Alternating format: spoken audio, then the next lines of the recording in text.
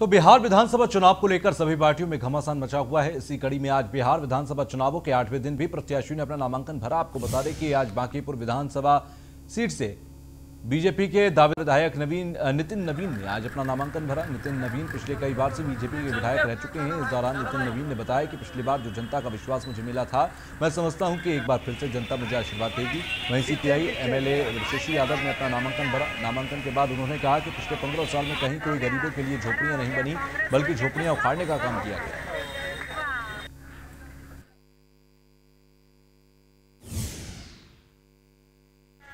गठबंधन समर्थित भाकपा माले से आज मैं नॉमिनेशन करने जा रही हूँ और पूरे आप देखेंगे कि दीघा विधानसभा में सबसे बड़ा सवाल आज गरीबों का है। 15 वर्षों में एक भी झोपड़ी नहीं लगी, बल्कि तमाम गरीबों की झोपड़ियों को उजाड़ दिया गया। आज वो सड़क पे कपड़ा बांध करके रह रहे हैं, नरक में जीने के लिए मजबूर हो रहे हैं। उनके पास वो खाने तक का आज उनके पास समस्या हो गई है। और दूसरी बात कि आज जो बेरोजगारी सबसे बड़े पैमाने पर है और हमारा दीघा विधानसभा का पाटलिपुत्रा इंडस्ट्रियल एरिया के रूप में जाना जाता था, आज वहाँ तमाम कई फैक्ट्रियाँ बंद हो गई हैं। इसके लिए कि पाटलिपुत्रा को फिर से इंडस्ट्रियल एरिया के रूप में विकसित किया जाए। तो वहीं बिहार विधानसभा चुनाव की जैसे जैसे तारीख पास आ रही है, वैसे ही लोगों को जनप्रतिनिधियों से उम्मीद भी बढ़ती जा रही है। इसी कड़ी में सासाराम विधानसभा क्षेत्र में सड़क नहीं बनने से नाराज ग्रामीणों ने गांव के रास्ते पर सरकार के खिलाफ अनोखा प्रदर्शन किया। आपको बता दें कि सड़क पर बने गड्ढे के गंदे पानी में बैठकर ग्रामीणों ने विरोध प्रदर्शन किया। इस दौरान विरोध कर रहे ग्रामीणों ने बताया कि पिछले कई दशक से इस पथ का जीर्णोद्धार नहीं हो सका। महज रोड के लिए यहाँ पर ग्रामीण जनप्रतिनिधि और अधिकारियों से गुहार लगाते लगाते थक गए हैं। साथ ही ग्रामीणों ने चेतावनी देते हुए भी कहा कि पिछले कई चुनावों से वो लोग मूर्ख बना रहे हैं। अब कोई नेता वोट के लिए आएगा तो उसे गांव में घुसने नहीं दिया जाएगा। अनोखा तरीका है। वोट के लिए हर इलेक्शन में आते हैं, हर पार्टी के लोगों को यहाँ जिताया गया है। विगत 50 वर्षों से ये रोड नहीं बना है। हमने हर पार्टी को, अभी सांसद रहे हमारे छेदी पासवान जी बीजेपी से हैं, उससे पहले मीरा कुमार थी, सबको वोट दे के जिताया गया। माननीय अशोक कुमार को यहाँ जिताया गया आरजेडी से, उसे और नीतीश कुमार की सरकार यहाँ 15 साल रही। तो जो भी आता है नेता यहाँ आश्वासन दे के चला जाता है, झूठा आश्वासन होता है, जो आज काम होगा, ये काम होगा, ये पास हुआ है, ये पास हुआ है, लेकिन हम लोगों के रोड का समस्या ख़त्म नहीं हो रहा है। इसके लिए हम लोग विरोध प्रदर्शन कर रहे हैं, हर नेता, हर मंत्री, हर विधायक का। और हमारा प्रण है कि ये जल्द से जल्द रोड बने। इसके लिए हम लोग यहाँ आए हुए हैं और इससे ग्रामीण जनता को बहुत परेशानी हुई। यही मुख्य रोड है हम लोग का, 50 गांव को ये रोड जोड़ता है। 50,000 वोट है इस रोड के माध्यम से। बच्चे स्कूल जाते हैं, चिकित्सा का जो हो, मार्केटिंग के लिए भी लोग यहीं से जाते हैं। तो ये रोड बनना बहुत आवश्यक है। अनोखा परेशानी ये हो रही है कि पिछले 20 वर्षों से जब भी नेता विधायक सांसद लोग आते हैं और रोड की ये स्थिति देखकर कहते हैं कि अब वोट का दिन आ गया, हमें जिताइए, हम आपको जो है रोड बनवा देंगे। लेकिन 20 सालों में कितनी स्कूल की बसें पलट गई, कितने जो है इसमें एक्सीडेंट हो गया, कितनी अनेक घटनाएं हो गई, कोई इस पे ध्यान नहीं देता है। हम सब नौजवान ये प्रण किए हैं कि कोई विधायक नेता सांसद को इस बार घुसने नहीं देंगे। लिखित रूप में तो बोल रहे हैं कि हम जितवाइए दे देंगे, लिखित रूप अब नहीं चलेगा, बहुत हो चुका। अब काम लगाइए रोड पे, तभी इस रोड पे आप आइए, नहीं तो अन्यथा घुसने। बिहार विधानसभा चुनाव में आरजेडी से टिकट नहीं मिलने के बाद पूर्व विधायक लक्ष्मी नारायण यादव ने आरजेडी के खिलाफ शंखनाद किया। आपको बता दें कि लक्ष्मी नारायण ने अपने बरेठा स्थित आवास पर राजद के विरुद्ध चिरैया और पताही के कार्यकर्ताओं को सम्मेलन आयोजित किया। सम्मेलन में सैकड़ों की संख्या में आरजेडी कार्यकर्ताओं ने भाग लिया। इस सम्मेलन के दौरान उन्होंने चिरैया विधानसभा क्षेत्र से निर्दलीय चुनाव लड़ने की घोषणा की और साथ ही कहा कि वो अपना नामांकन निर्दलीय प्रत्याशी के रूप में 16 अक्टूबर को चिरैया के निर्वाची पदाधिकारी के समक्ष सिकरहना अनुमंडल में लड़ेंगे। वहीं आपको बता दें पूर्व विधायक को राजद से टिकट नहीं मिलने के बाद आरजेडी कार्यकर्ताओं में भी नाराजगी है। इस पर कार्यकर्ताओं ने कहा कि जिसने 20 साल से राजद की सेवा की, उसका राजद ने टिकट काटने की जरूरत की, इसे किसी भी कीमत पर बर्दाश्त नहीं किया जाएगा। साथ ही कार्यकर्ताओं ने तेजस्वी यादव पर निशाना साधते हुए कहा कि आरजेडी से उनका टिकट काटकर धोखा देने का काम किया गया।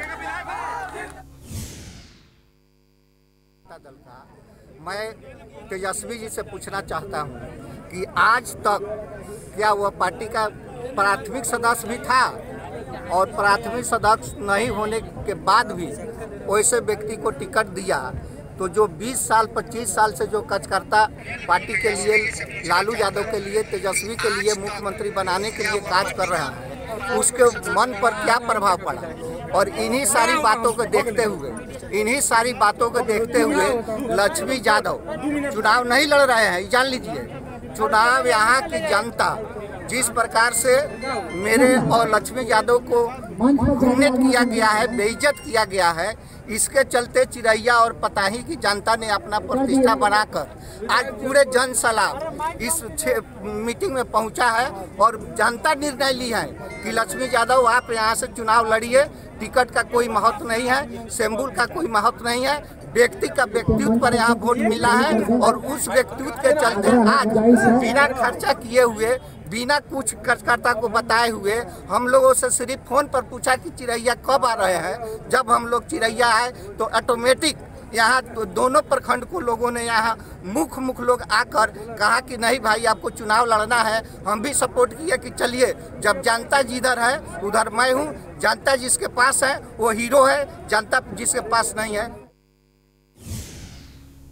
तो वहीं मधुबनी के बाबू बरही विधानसभा से बेहटा गांव में आज न्यूज वन इंडिया के संवाददाता ने ग्रामीणों से बातचीत की। इस दौरान लोगों ने विधानसभा चुनाव को लेकर काफी उत्सुकता दिखाई। साथ ही लोगों ने बताया कि उन्हें कोरोना से कोई फर्क नहीं पड़ता।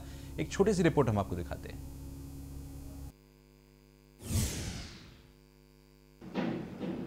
हम लोगों के यहाँ हमारे जिले की जो जनसंख्या है 2011 की जनगणना के अनुसार लगभग 48 लाख है और मतदाता आज की डेट में हम लोगों के जो हैं लगभग 32,95,000 हैं।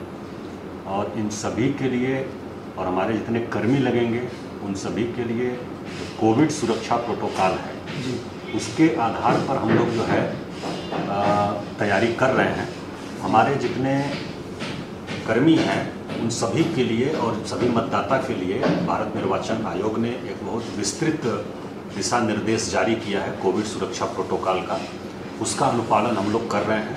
एक तो सभी प्रकार की जो बैठक हो रही है उन सभी बैठकों में सभी प्रकार की जो तैयारी हो रही है उन सभी तैयारी में हम लोग जो है ये कर रहे हैं कि मास्क का प्रयोग हो, सैनिटाइजर का उपयोग हो, सोशल डिस्टेंसिंग का पालन हो, ये सभी प्रकार का हम लोग कर रहे हैं। दूसरा ये कि जितने हमारे मतदान केंद्र हैं सभी पर मतदाताओं की सुरक्षा के लिए प्रोटोकॉल निर्धारित किया गया है माननीय आयोग। तो वहीं बीजेपी से टिकट न मिलने से नाराज भाजपा नेत्री और पूर्व जिला परिषद अध्यक्षा रेणु देवी ने भाजपा से टिकट न मिलने से नाराजगी दिखाई। उन्होंने कहा कि आज नरकटियागंज के एक होटल शुभम में भाजपा ग्रामीण मंडल और शहरी मंडल के सदस्यों के सामने एक प्रेस कॉन्फ्रेंस कर निर्दलीय चुनाव में उतरने की घोषणा कर दी, जिसका समर्थन वहां उपस्थित तमाम कार्यकर्ताओं ने किया। इस दौरान बैठक में उपस्थित पूर्व एमएलसी लाल बाबू पी प्रसाद ने कहा कि नरकटियागंज का दुर्भाग्य है कि रेणु देवी जैसी पार्टी के समर्पित कार्यकर्ताओं को टिकट पार्टी नहीं देने दे रही। इतना ही नहीं, वहां उपस्थित तमाम कार्यकर्ताओं ने एक मत से प्रदेश नेतृत्व पर सवाल उठाया। इस पर रेणु देवी ने कहा कि आज तक तन मन धन से पार्टी के प्रति समर्पित रहने के बावजूद जिस प्रकार से पार्टी ने उन्हें नजरअंदाज किया, ऐसे में कैसे कोई कार्यकर्ता आगे बढ़ सकेगा। ब्राह्मण और वैश्य समाज के साथ जिस प्रकार प्रदेश नेतृत्व ने छल किया उसका खामियाजा प्रदेश नेतृत्व को भुगतना पड़ेगा। आज विगत 5 सालों से हम लोग के वैश्य समाज की नेत्री श्रीमती रेणु देवी घर घर गांव-गांव जाकर पार्टी के हित में काम कर रही थी। हम सभी को भरोसा था कि आगाम बड़े हमारे जो नेता हैं वो निश्चित रूप से श्रीमती रेणु देवी के कार्यों को देखते हुए उनको यहाँ से पुनः अपना उम्मीदवार बनाएंगे। आज विगत तो यहाँ एक छोटा सा ब्रेक ले रहे हैं, ब्रेक के बाद फौरन लौटेंगे।